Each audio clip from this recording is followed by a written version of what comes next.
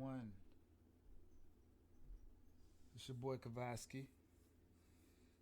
Just focusing in to get our book club rolling. Humans of the Ocean Science Book Club. You know, we've been working on this for quite a while, and everything that we do is fun.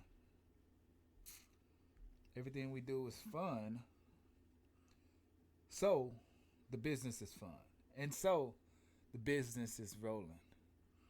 You can't have a business and not enjoy what you do.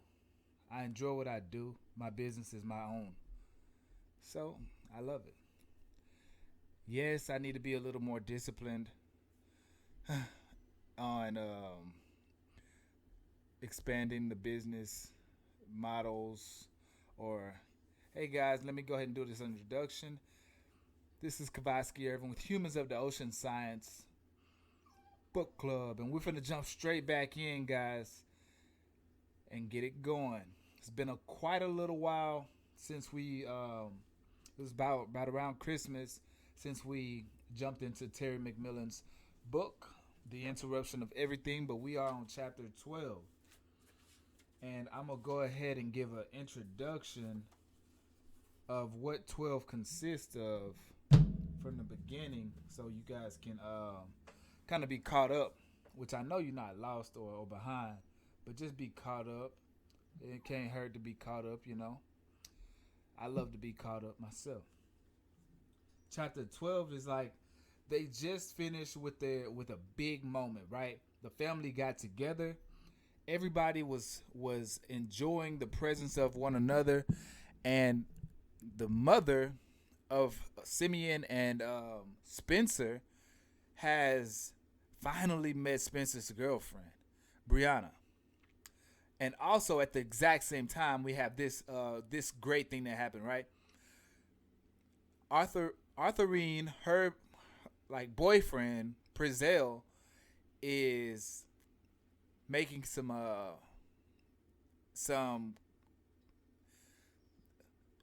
making a position in the family. So Arthurine is kind of feeling in her heart that he's the one that she wants to be in her life. She's like the grandmother, so she's figuring in her heart that she's the one that she wants. Chapter 12. It starts out here. I wait all night for Leon to get into bed. And then they start to talk about how he smells like booze. And we go a little bit deeper. And so let me pull out my notes here so I can get even better idea of what I want to say with you guys here.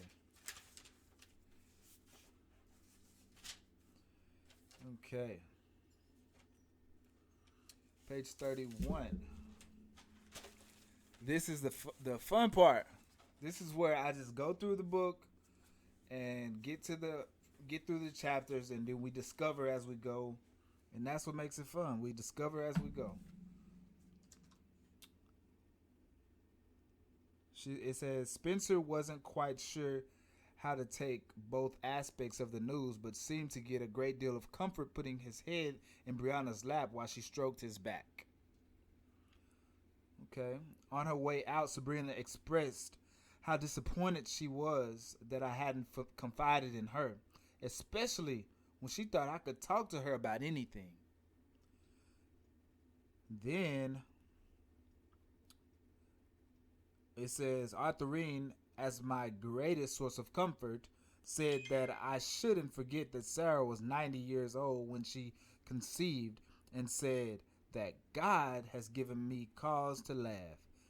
She couldn't remember where in Genesis this was. Ha ha ha, I said, and excused myself. Now we get into the meat of the thought process of Marilyn Grimes. So Marilyn Grimes her thought process it's been unique, guys. This is page 132. If you don't know this, by listening to this book titled The Interruption of Everything, then you're missing the point of this book, right? Because her thought process was, okay, now I have a idea of what I'm going to be doing in my life.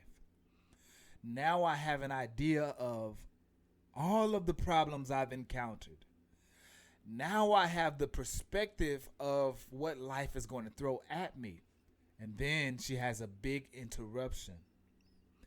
And she goes to the doctor thinking that she's starting her menopause when she finds out that she's actually pregnant. This is a big interruption for her being in her 40s. I believe it's her 40s, not her. I mean, maybe if it's even her 50s. I don't really know the age of her. I should know it, but I don't know her age. But her being of older age, this is very big. This is the interruption of everything. A whole baby was inside of her. And then she finds out that she had a miscarriage. Everyone has a huge sigh of relief. But she, being so fresh to the idea and just trying to wrap her mind around all of the idea and thought and the confounding issues inside of her life, she goes on. She kept secrets as well about the baby. So she goes on, and now the air is clear. She's not hiding a secret anymore. But she knows in the back of her mind that that was about to happen. Without that miscarriage, she would have been pregnant, and she would have eventually had to tell those whom she had not told yet, because they would have known. So here on page 132, it says that she's continuing and going on about her day, going on about her life, and she says, I get up about 6:30 and I leave Leon snoring. The boys are still in their clothes, sleep or laying down or whatever. I got 4 blankets from the linen closet and covered them one by one. A few of them stir and snuggle, wrapping the blankets around themselves tightly as if they've been waiting for their mothers to do just this. When I get downstairs, the kitchen is spotless. I'm sure Spencer is responsible. And so we're learning about Spencer here. He's worse than me when it comes to cleanliness. Of course, both cakes are gone, and every soda can has been crushed and flattened into bulging blue recycle bags. I make a fresh pot of coffee, pour myself a cup, and go get the paper. Now that it's safe, I go into my workshop. It is my sanctuary, the only place in this whole house where I can dream with my hands. So she's dreaming with her hands. She's working. That's how her and Brianna conversated. That's how her and Brianna really met. And speaking of her and Brianna, I believe I still need to go back and do a breakdown of her and Brianna's conversation, because something came up that day, and I don't think I got to break it down like I wanted to. So we're going to do that as well. Let's see. But maybe not on this podcast specifically. You never know just by looking around how many different kinds of material are in here. Even I don't remember half the time. She starts to mention Home Depot, pebbles, acrylic paints, rocks, seashells, and hundreds of unidentifiable objects. She says, I sit down in an old wooden rocker.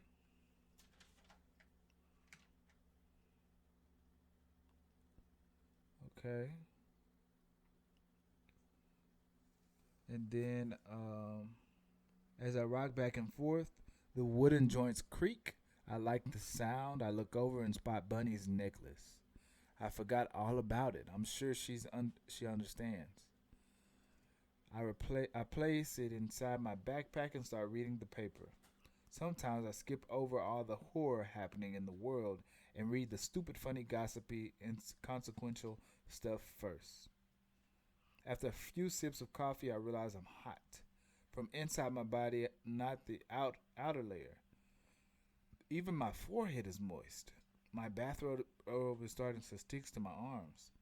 This feels awfully familiar. This couldn't possibly be a hot flash already, could it? Huh. Then she says, Arthur Reed almost gives me a heart attack. You're up early, she says, standing outside our room in one of her signature jogging outfits with Snuffy on his leash. You all right? I'm fine, Arthurine. Thank you. Can I do anything for you? Nope. Well, I'm going to take Snuffy out to do his business, and then I was hoping we could have a little talk. Please tell me you didn't drive Purcell home last night. No, Lordy. Spencer and his girlfriend took him. Good. So what is it that you want to talk about? Snuffy actually moves. She tugs on his leash. Can you give me a few minutes so I can take him out real fast? He needs to go pretty bad. Okay.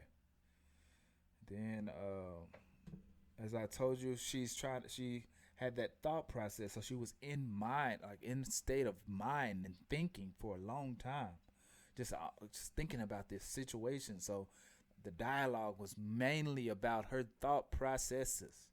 Now we're seeing her actively living in her lifestyle and doing things. And then she says, it says, but she doesn't. She sits down on a stool. This is where she says, I'm hoping she's going to guide Snuffy over to his grungy fur bed that I politely moved out of the kitchen, but she doesn't, is what she says in the next paragraph. She sits down on the stool at the far end of the island, and Snuffy spreads out on all fours and slides down until his underbelly is flush with the floor. He is disgusting. As I pull my frying pans and bowls, and gather the other ingredients, I try not to look down because she don't want to see that stinking dog. Arthurine, would you mind handing me that waffle iron? Not at all, she says, and get off the stool and gets off the stool and sets it up here. Now, I don't want you to take this the wrong way, she says, unzipping her jacket. What's wrong? Nothing's wrong. I just think it's time for me to move.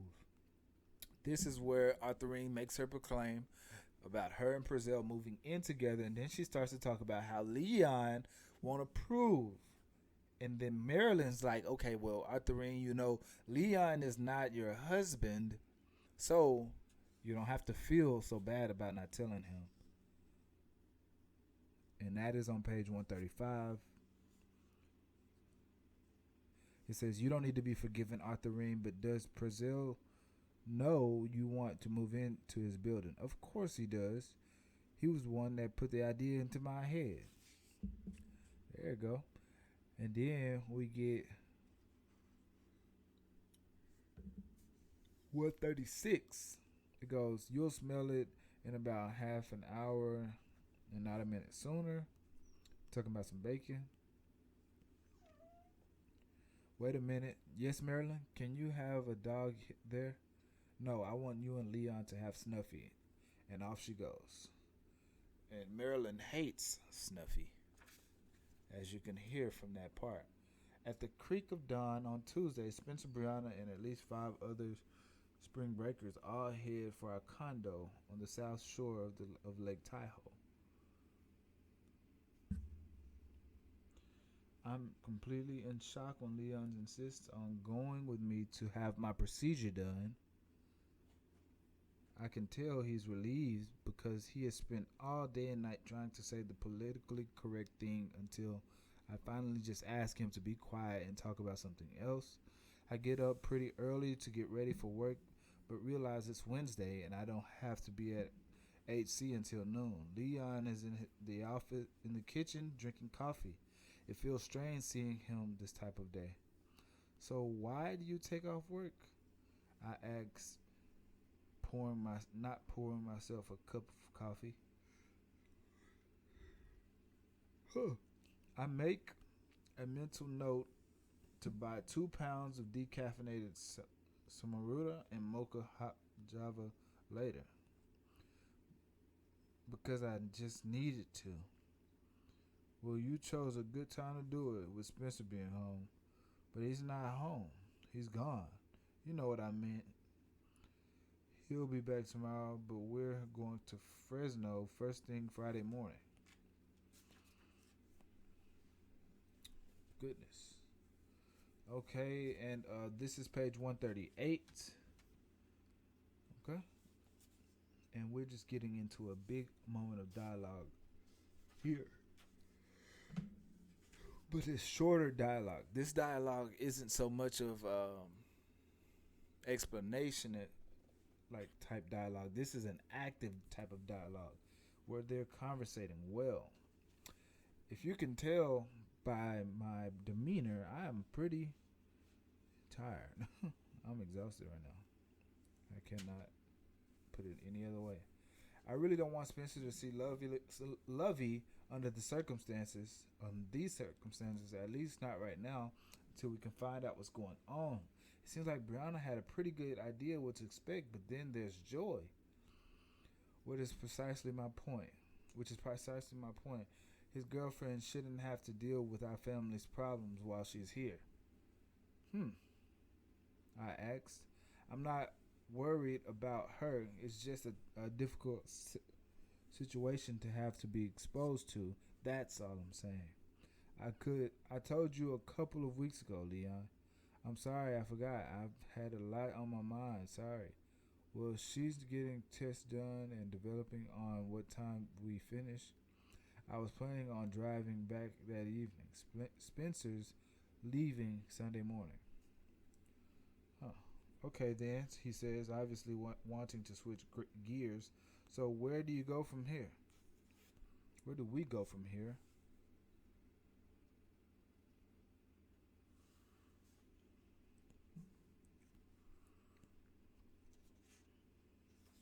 And this is page 139.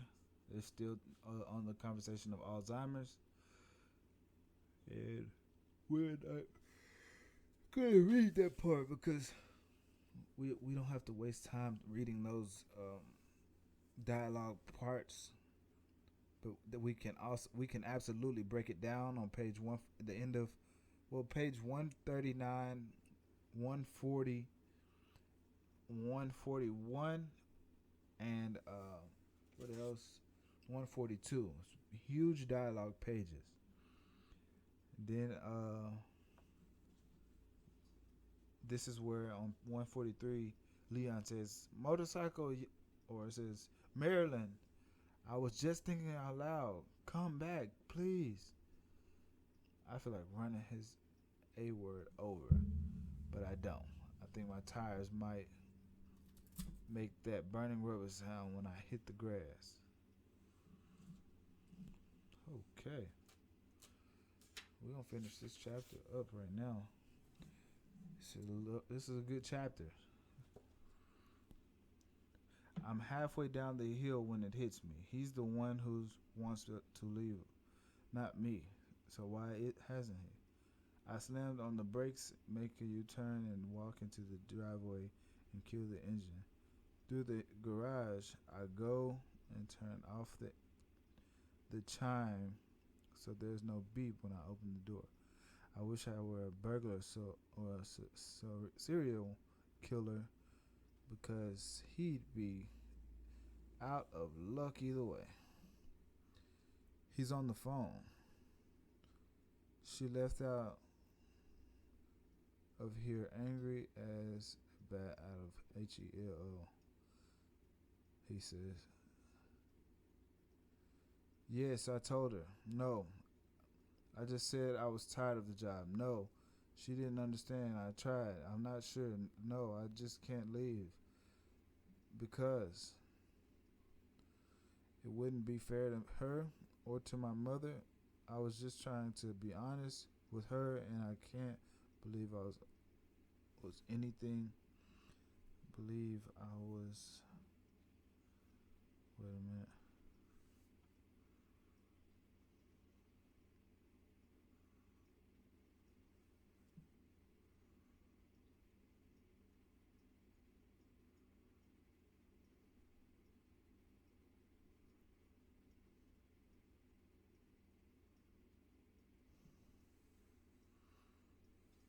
Now, I'm breaking this down, this part here.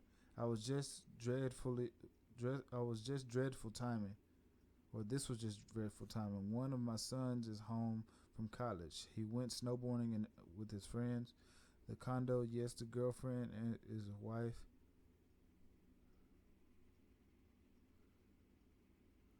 It's the girlfriend, his wife. Material. Look, I've got to go. I need to think. No, not tonight. I'll try to call you later. I hope she's all right. Uh, just reading. Leon, I don't. Leon, if you don't get out of this house in the next 10 minutes, I'm going to do something I might regret. And then he starts talking about the secretary with Marilyn and how she's only in her 20s. Then she mentioned. Then he says 30s, and Marilyn says this is all wrong. I'm looking at the clock, Leon.